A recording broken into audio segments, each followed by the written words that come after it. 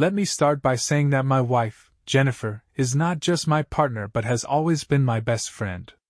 She's the one I've laughed with, confided in, and shared every high and low of my life with. For years, I've loved her deeply, yet, after everything that's happened, I can't shake the feeling that the love I once had for her has faded. Or maybe it's just buried under so much pain, so many layers of broken trust, that I'm unsure what I feel anymore. This is a long story, so please bear with me. The only people I've told parts of this to are my parents, but even they don't know everything. Jennifer's life has never been easy. She carries a lot of unresolved trauma, a darkness that has shaped her in ways I couldn't fully understand until much later. When she was 12, something horrific happened to her, a violent assault by a group. I've never heard all the details, but I know it's something that haunts her. The trauma has colored her view of the world, the way she interacts with people, and the way she loves. On top of that, she's always struggled with depression, which has been a constant battle in her life. She's also been open about her alcoholism. It runs deep in her family, and over the years, it's worsened. She swears she wants to quit, but I've watched as the problem only deepens.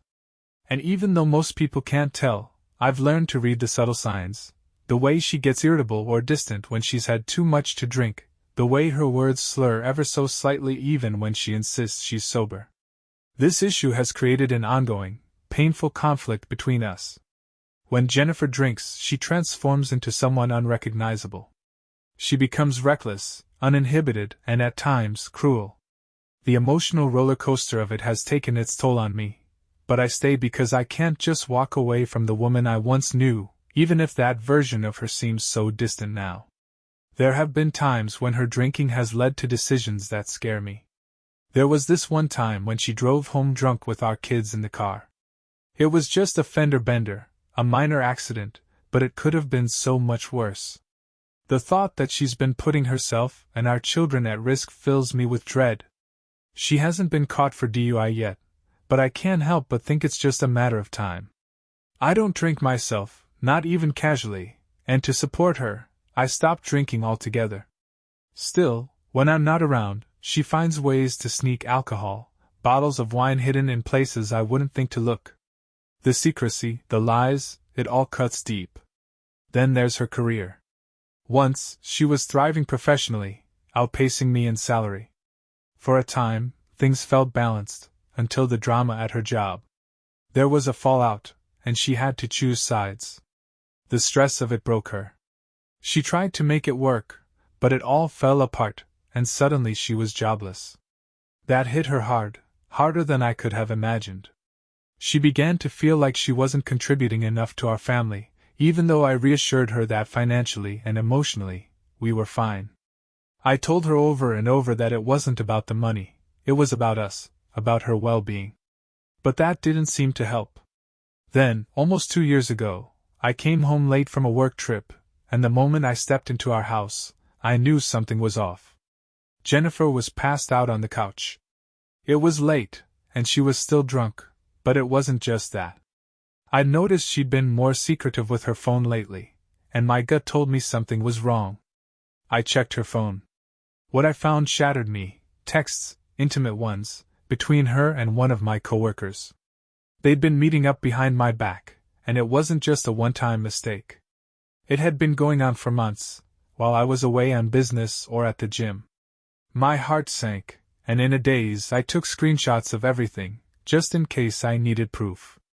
But it wasn't just the betrayal that broke me, it was one particular text that she sent him. "I don't know what it is, but I love you."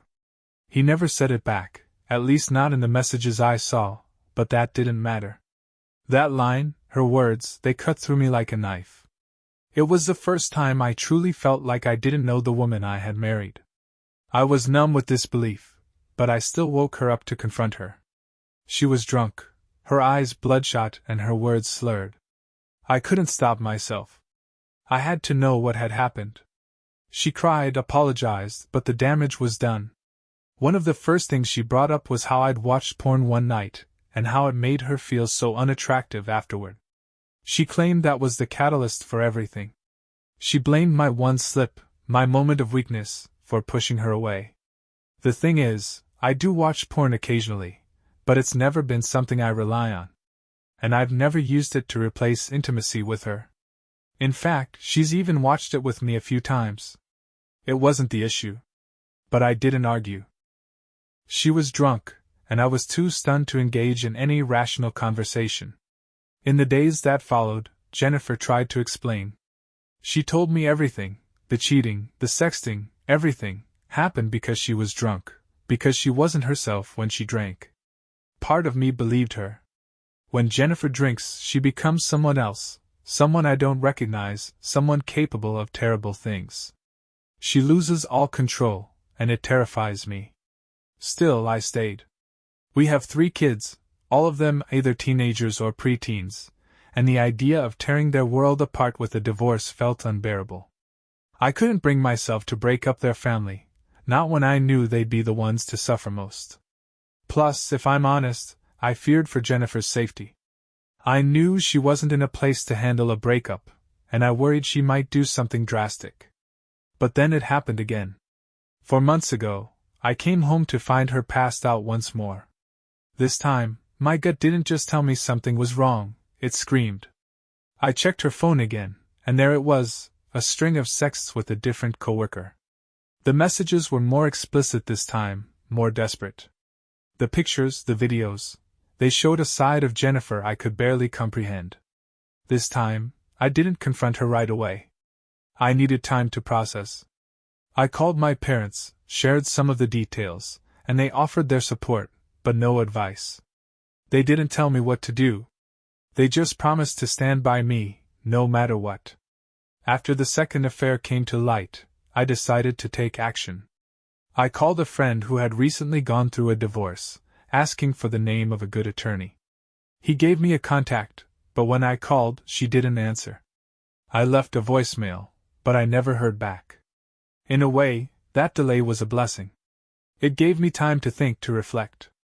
By the time I finally confronted Jennifer, I was ready. I asked her directly how many men she had slept with since we got married.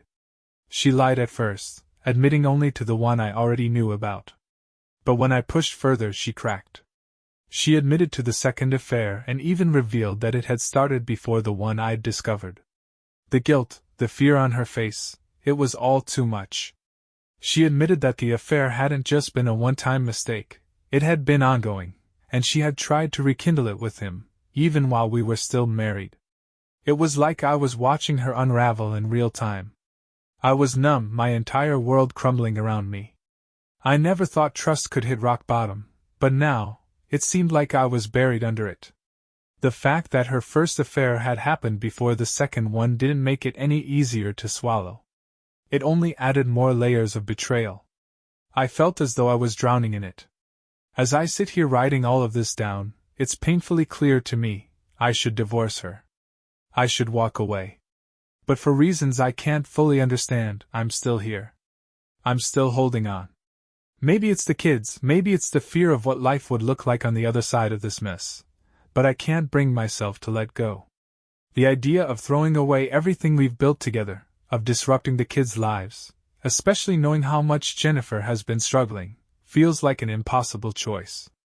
Jennifer has started therapy now. She's been drinking less, and for a brief moment, I saw the woman I fell in love with.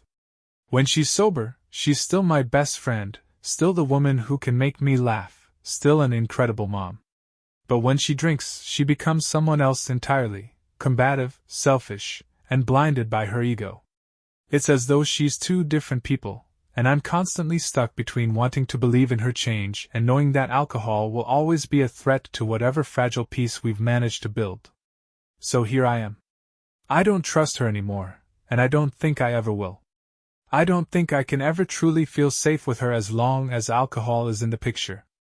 But for now, I'm staying, not because I believe in us, but because I'm trying to hold it together, for the kids, for the family we once were.